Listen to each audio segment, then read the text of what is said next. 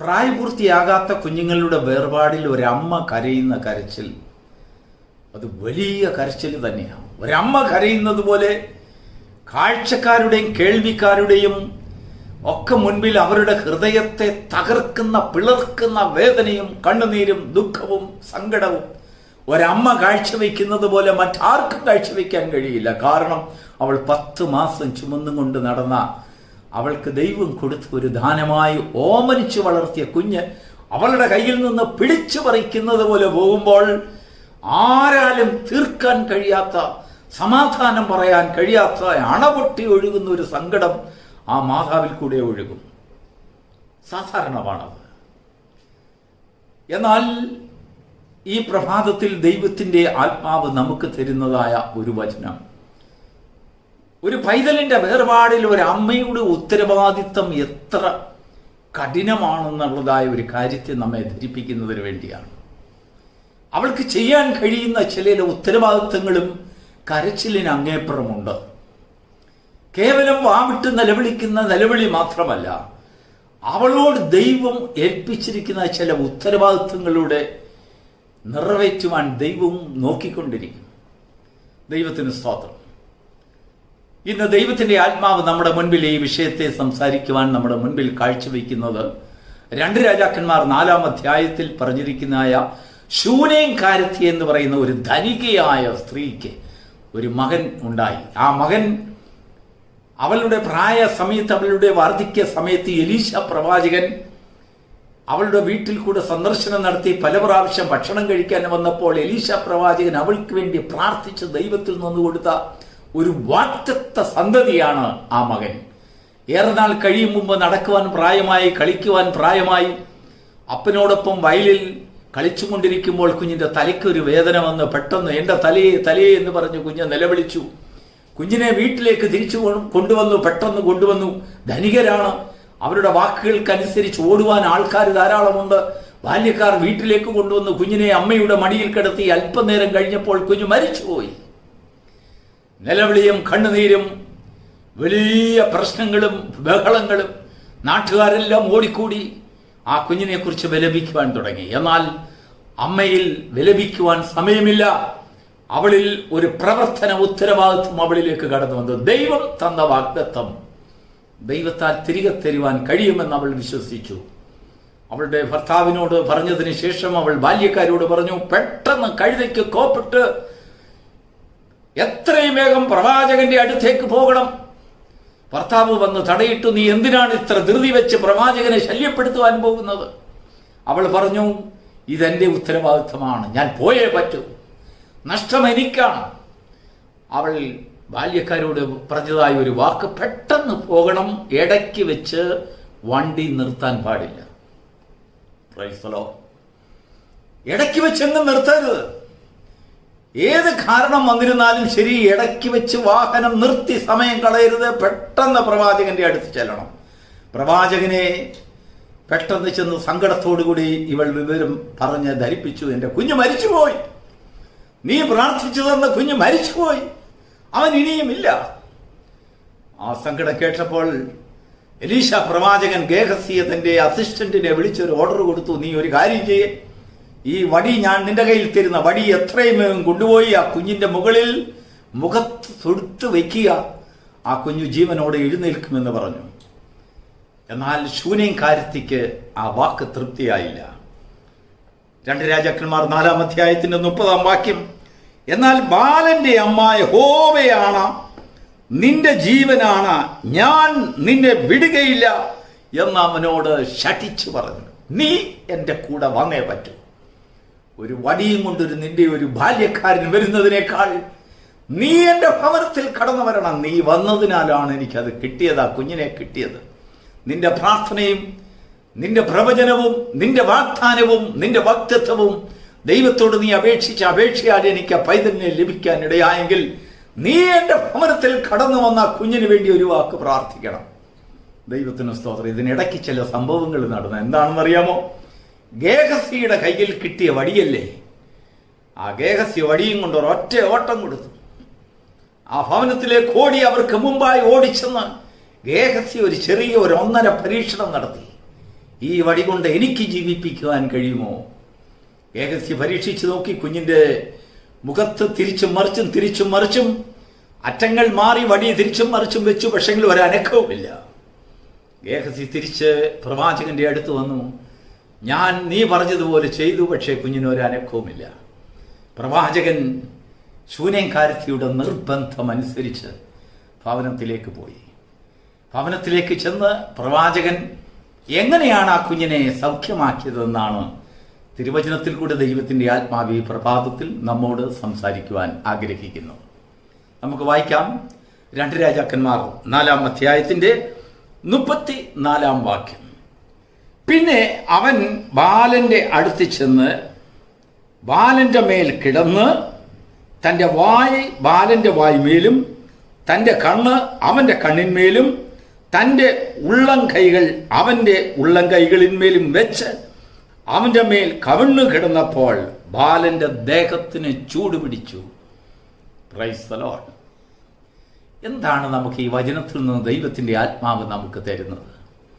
നമ്മുടെ കർത്താവിൽ നിന്ന് നമുക്ക് കിട്ടുന്നതായ സൗഖ്യത്തിന്റെ ആ വലിയ മുഖ്യധാരയെ നമ്മുടെ ജീവിതത്തിൽ എടുത്തു കാണിക്കുകയാണ് ദൈവത്തിന്റെ വചനം.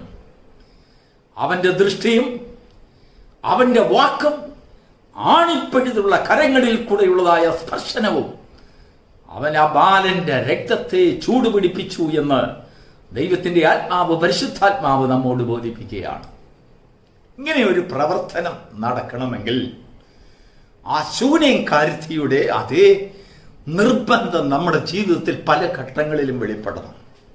സബ്സ്റ്റിറ്റ്യൂട്ട് കൊണ്ട് തൃപ്തിപ്പെടുന്ന കാര്യമല്ല. പകരക്കാരനിൽ കൂടെ നാം സംതൃപ്തി അടയുന്ന വിഷയങ്ങളല്ല ചില വിഷയങ്ങൾ. ചില കാര്യങ്ങളിൽ കർത്താവ് തന്നെ നമ്മുടെ ഭവനത്തിലേക്ക് കടന്നു വന്നെങ്കിലേ പറ്റത്തുള്ളൂ. ആ കർത്താവ് വരുമ്പോൾ മാത്രമേ ചില ജീവൻ അവിടെ പ്രസരിക്കുകയുള്ളൂ. അതുവരെയും ആ ജീവൻ അവിടെ ഒരു പ്രസരണം മരണത്തിന്മേൽ നടക്കുകയില്ല. മരണത്തിന്മേൽ അധികാരമുള്ള കർത്താവ് നമ്മുടെ ഭവനത്തിൽ കടന്നു വരുമ്പോൾ വാക്കുകൾ കൊണ്ട് മാത്രമല്ല, വാക്ക് ദർശനം അവൻ ഉറ്റുനോക്കി, അവൻ കൽപ്പിച്ചു, അവന്റെ കരങ്ങൾ തൊട്ടു. ആണിപ്പഴുതുള്ള കരങ്ങളുടെ സ്പർശനം, അവന്റെ അധികാരമുള്ള വാക്കുകളുടെ ശബ്ദധ്വനി, അവന്റെ വാസ്തവമായിട്ടുള്ളതായ ദർശനത്തിൽ കൂടെയുള്ള കാഴ്ചപ്പാട്. അവൻ മരിച്ചവനെന്ന് കണ്ടു. പ്രവാചകന് മനസ്സിലായി അവൻ മരിച്ചു. അവൻ കണ്ടു, അവന്റെ കണ്ണുകൊണ്ട് കണ്ടു. അവന്റെ വായ് കൊണ്ട് ചിലത് സംസാരിച്ചു, ചില കൽപ്പനകൾ പുറപ്പെടുവിച്ചു.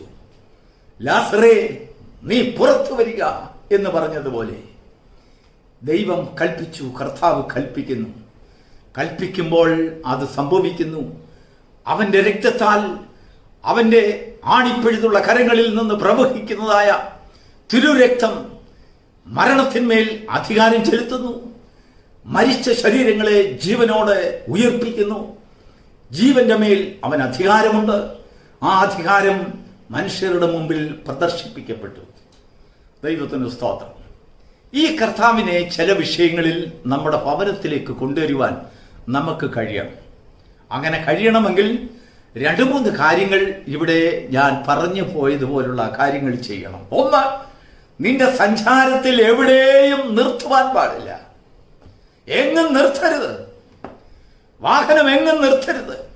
യാത്രയുടെ മധ്യത്തിൽ നിനക്ക് നിർത്തി വിശ്രമിക്കുവാനുള്ളതായ സമയമല്ല. കാരണം ബാലൻ മരിച്ചുപോയി.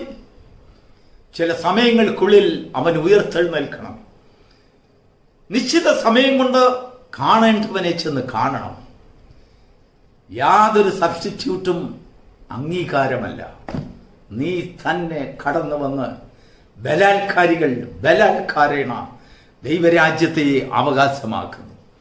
നിന്റെ ജീവിതത്തിൽ ചില ബലാത്കാരേണ ചില പ്രവൃത്തികളും ചില യാചനകളും അഭ്യർത്ഥനകളും ദൈവസന്നിധിയിൽ കഴിക്കുമ്പോൾ ദൈവം അത് തരുവാൻ ബാധ്യസ്ഥനാകുന്നു. യാക്കോബ് യാബോക്ക് നദിയുടെ തീരത്ത് വെച്ച് ദൂതന്മാരോട് പറഞ്ഞ വാക്ക്, എന്നെ അനുഗ്രഹിച്ചല്ലാതെ ഞാൻ നിന്നെ വിടുകയില്ല. Praise the Lord. ദൈവസന്നിധിയിൽ ചില നിർബന്ധ ബുദ്ധി ചില വിഷയങ്ങളിന്മേൽ നമുക്ക് ആവശ്യമായി വരും. ദൈവം അത് നോക്കിക്കൊണ്ടിരിക്കും, കർത്താവ് നോക്കിക്കൊണ്ടിരിക്കും. നാം എത്രത്തോളം ദുഃഖിതരാണ്, എത്രത്തോളം ഭാരമുള്ളവരാണ്, എത്രത്തോളം ആവശ്യബോധം, എത്രത്തോളം ഒരു മുറിപ്പെട്ടതായ ഹൃദയത്തോടു കൂടിയാണ് നീ കടന്നു വന്നിരിക്കുന്നത്. സാധാരണമായിട്ടുള്ള ഒരു നീക്കുപോക്കിൽ നീ തൃപ്തിപ്പെടുന്നവനാണോ, അതോ കർത്താവ് തന്നെ നിന്റെ ഭവനത്തിൽ വരണമെന്നുള്ളതായ ശാഠ്യം നിനക്കുണ്ടെങ്കിൽ അവൻ നിന്റെ ഭവനത്തിലേക്ക് കടന്നു വരും. ജീവിതത്തിൽ മറക്കാനാകാത്ത ചില അത്ഭുതങ്ങൾ, ആർക്കും പ്രവർത്തിക്കുവാൻ കഴിയാത്ത ചില അത്ഭുതങ്ങൾ നിന്റെ ഭവനത്തിൽ കടന്നു വരുവാൻ, പ്രവർത്തിക്കപ്പെടുവാൻ കർത്താവ് തന്നെ നിന്റെ ഭവനത്തിൽ കടന്നു വരണം.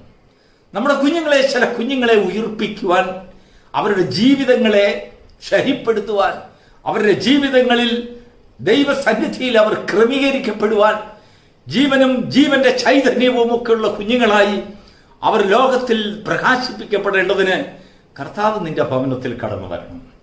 സബ്സ്റ്റിറ്റ്യൂട്ട് അല്ലെങ്കിൽ ഏതെങ്കിലും ഒരു പകരക്കാരൻ ഒരു വടിയും കൊണ്ട് നിന്റെ ഭവനത്തിൽ കടന്നു വന്നതുകൊണ്ട് നിനക്കത് സംഭവിക്കണമെന്നില്ല. അതൊരു പകരമാകുകയില്ല. എന്നാൽ കർത്താവ് നിന്റെ ഭവനത്തിൽ കടന്നു വരുമ്പോൾ നിന്റെ ഭവനത്തിൽ വ്യത്യാസമുണ്ടാകും, അന്തരീക്ഷത്തിന് വ്യത്യാസമുണ്ടാകും. അവൻ നിന്റെ അവസ്ഥയെ നോക്കിക്കാണും. അവൻ നിന്റെ അവസ്ഥയ്ക്ക് തക്കതായ ചില കൽപ്പനകൾ അവൻ പുറപ്പെടുവിക്കും. ചിലതിനെയൊക്കെ ശാസിക്കും, ചില ജീവിതങ്ങളെ ശാസിക്കും, ചില ആത്മാക്കളെ ശാസിക്കും. ശാസിച്ചതിനു ശേഷം ആണിപ്പിഴുതുള്ള കരത്തിൽ കൂടെ പ്രവഹിക്കുന്നതായ ജീവന്റെ ശക്തി, ചൈതന്യമുള്ള ജീവന്റെ ശക്തി അവനിൽ കൂടെ പ്രവഹിക്കും, പ്രസരിക്കും, അത് ചലിക്കും, അവനിൽ ചൂടുപിടിക്കും, അവൻ ജീവനുള്ളവനായി തീരും. മരിച്ച ജീവിതങ്ങളെ കണ്ട് നീ നിർജീവനായി നിലവിളിക്കേണ്ട സമയങ്ങളല്ല. അല്ലെങ്കിൽ ഉത്തരവാദിത്തമില്ലാത്തവരെ പോലെ പ്രവർത്തിക്കേണ്ടവരല്ല. ആരെങ്കിലും എന്തെങ്കിലും പറയുന്നത് കേട്ട് സന്തോഷിച്ചും സംതൃപ്തിപ്പെട്ടും അതിന്മേൽ ചില പ്രവൃത്തികൾ കാണും എന്നൊക്കെ ആരെങ്കിലും പറഞ്ഞ് വിശ്വസിപ്പിച്ചാൽ അതിൽ സന്തോഷിച്ച് നിന്റെ ശബ്ദത്തെ അടക്കുന്നവനല്ല. കർത്താവ് നിന്റെ ഭവനത്തിൽ കടന്നിടും വരെയും നിന്റെ നിലവിളി നിർത്തുവാൻ പാടില്ല. ആ ശൂന്യക്കാരത്തി പ്രവാചകനോട് പറഞ്ഞ വാക്ക് 4-ാം അധ്യായത്തിന്റെ 30-ാം വാക്യം, ബാലന്റെ അമ്മ പറഞ്ഞത്, എന്നാണ് യഹോവയാണ്, നീ എന്റെ ഭവനത്തിൽ കടന്നു വരാതെ ഞാൻ നിന്നെ വിടുകയില്ല. പലരും അവളെ പിടിച്ചു മാറ്റുവാൻ നോക്കി, ഗേഹസി പിടിച്ചു മാറ്റുവാൻ നോക്കി, പല സമ്മർദ്ദങ്ങൾ അവളുടെ മേൽ കൊണ്ടുവരുവാൻ ചില ആശ്വാസവാക്കുകൾ പറഞ്ഞു നോക്കി. അവൾ സംതൃപ്തി വരുന്നില്ല, അവൾ അതിൽ അംഗീകരിച്ചില്ല. നോ, പ്രവാചകൻ തന്നെ എന്റെ ഭവനത്തിൽ കടന്നു വരണം. കർത്താവേ, നീയാണ് എന്റെ കുഞ്ഞിനെ എനിക്ക് തന്നതെങ്കിൽ, നീയാണ് എന്റെ വിഷയത്തിന്മേൽ എന്റെ പ്രാർത്ഥന കേട്ട് എന്നോട് മനസ്സലിച്ചതെങ്കിൽ, അതിന് ചില നഷ്ടത്തിൽ കർത്താവ് അതിനെ പരിഹരിക്കുവാൻ എന്റെ ഭവനത്തിലേക്ക് കർത്താവ് തന്നെ കടന്നു വരണം.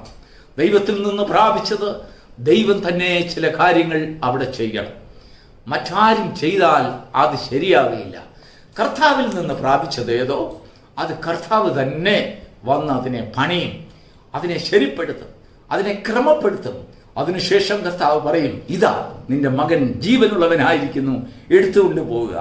മനോഹരമായ ഈ പ്രഭാതയാമത്തിൽ ദൈവത്തിന്റെ ആത്മാവ് നമ്മോട് സംസാരിക്കുന്ന ഈ വലിയ ദൂതിനെ, സന്ദേശത്തെ നമ്മുടെ ജീവിതത്തിൽ ചില പ്രാവർത്തികമായി നമുക്ക് കൊണ്ടുവരുവാൻ കഴിഞ്ഞാൽ, ചില പ്രത്യേക സന്ദർഭങ്ങളിൽ, നഷ്ടബോധങ്ങളിൽ, നാശത്തിന്റെയും അനേക പ്രശ്നങ്ങളുടെയും നടുവിൽ ദൈവസന്നിധിയിൽ ദൈവത്തിന്റെ സാന്നിധ്യം നാം അപേക്ഷിക്കുന്നുണ്ടെങ്കിൽ, പ്രൈസ് ദി ലോർഡ്, ചില കാര്യങ്ങളിലൊക്കെ കർത്താവ് നമ്മുടെ ഭവനത്തിൽ കടന്നു വന്നേ പറ്റൂ, നമ്മുടെ ജീവിതത്തിൽ കടന്നു വന്നേ പറ്റൂ, നമ്മുടെ കുടുംബത്തിൽ കടന്നു വന്നേ പറ്റൂ, നമ്മുടെ കുഞ്ഞുങ്ങളിൽ കടന്നു വന്നേ പറ്റൂ. കർത്താവ് കടന്നു വന്നല്ലാതെ അത് ശരിപ്പെടുകയില്ല. ദൈവം തന്നെ കടന്നു വന്ന് നമ്മുടെ ഭവനങ്ങളിൽ നമ്മുടെ പോരായ്മകൾ നിർത്തുവാൻ, സങ്കടങ്ങൾ മാറ്റുവാൻ, നമ്മുടെ കണ്ണുനീര് മാറ്റുവാൻ അവൻ നമുക്ക് ഈ പ്രഭാതത്തിൽ തുണയായിരിക്കട്ടെ, നമ്മോട് സഹായമായിരിക്കട്ടെ, ദയാലുവായിരിക്കട്ടെ, കൃപയുള്ളവനായിരിക്കട്ടെ. അതിന് നാം ആ കൃപയെ അനുഭവിപ്പാൻ ദൈവം നമുക്ക് ഭാഗ്യം തരുമാറാകട്ടെ. God bless you.